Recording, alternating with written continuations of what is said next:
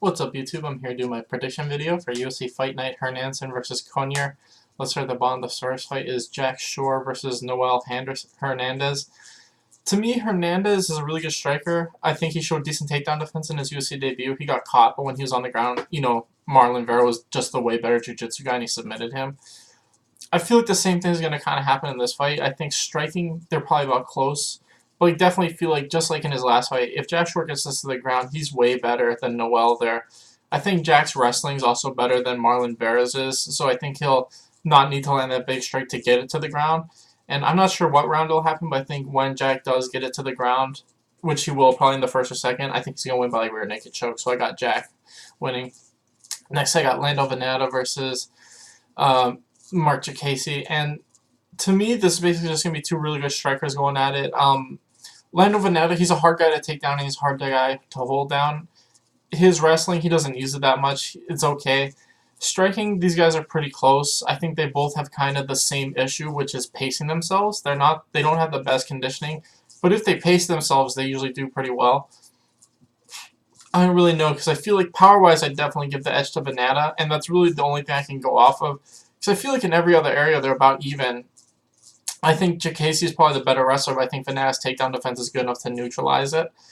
So it's kind of just who lands that big shot first, and I'm just leaning towards Veneta. I think he's just got more punching power, so I think he's probably going to edge out at least 2 of the 3 rounds, maybe get a finish.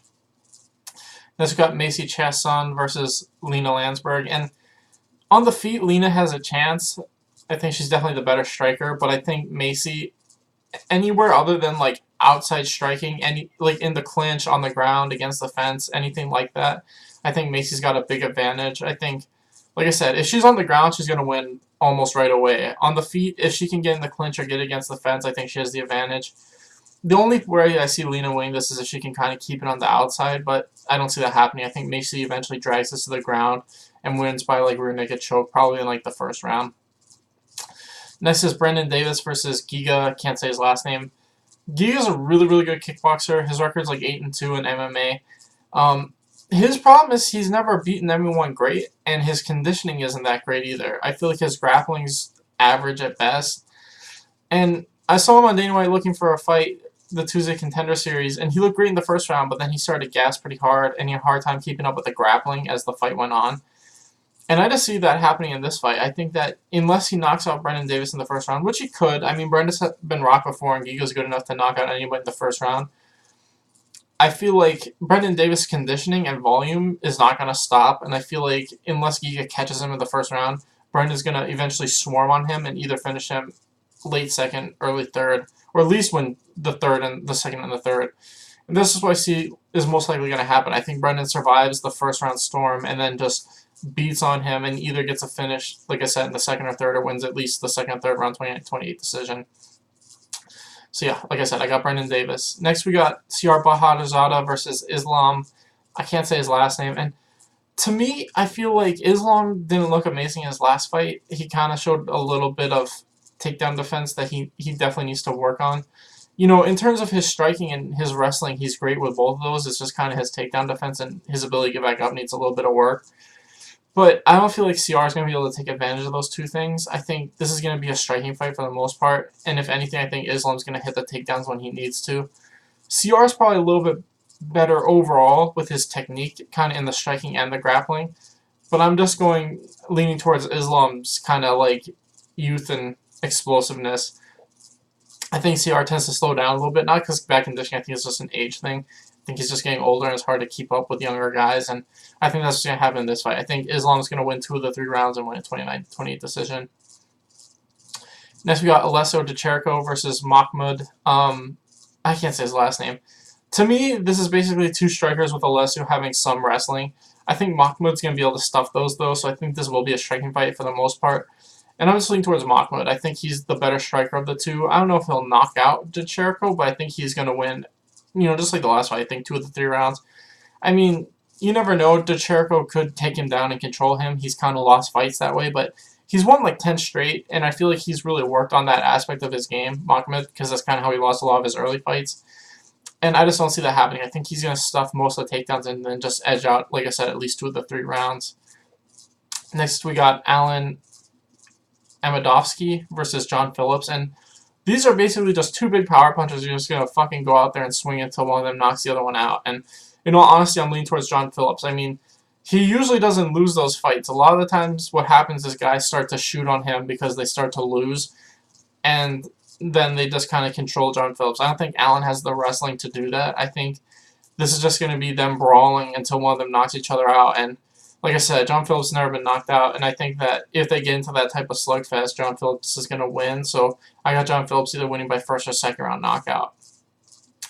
Next, we got Nicholas Dalby versus Alex Oliveira, and Nicholas Dalby definitely has the wrestling to kind of control Alex Oliveira, but I feel like every other aspect of this fight, Alex Oliveira is better. Like striking and jiu-jitsu, he's definitely better.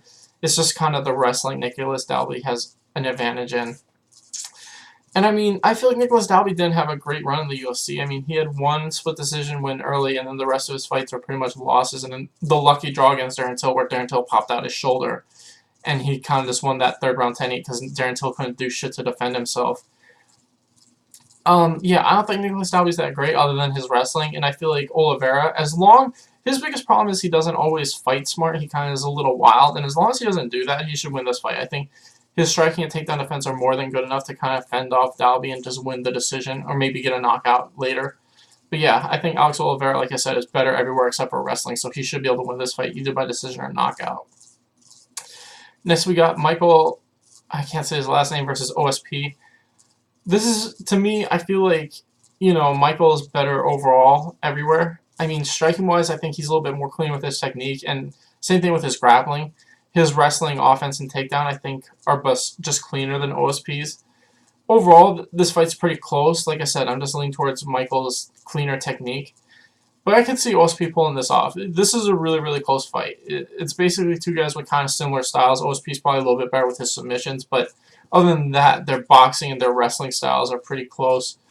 Yeah, I'm just leaning towards Michael. I think he's going to win 2 of the 3 rounds and win a 29-28 decision. Next, I got Ion Cutelaba versus Khalil Roundtree Jr., and this all depends on how smart Ion fights. I feel like he's got a massive advantage in the wrestling. Against most of the guys he fights, he just never uses it. I don't know why he doesn't use his wrestling more. He's like a multiple-time national Greco-Roman champion, and yet he only ever wants to box with dudes. And it's like Khalil Roundtree, if he tries to take him down, I think Khalil can stop it. I think if this is a striking fight, it can go either way. Khalil's probably a little bit better with his overall technique on the feet, and he'll probably end up winning if he does that. But I'm just hoping Ion's smart and uses his wrestling. I think that if he wants to take him down and he's conservative with his energy, he should pretty easily win all 3 rounds. I think he's got a huge advantage in the wrestling department.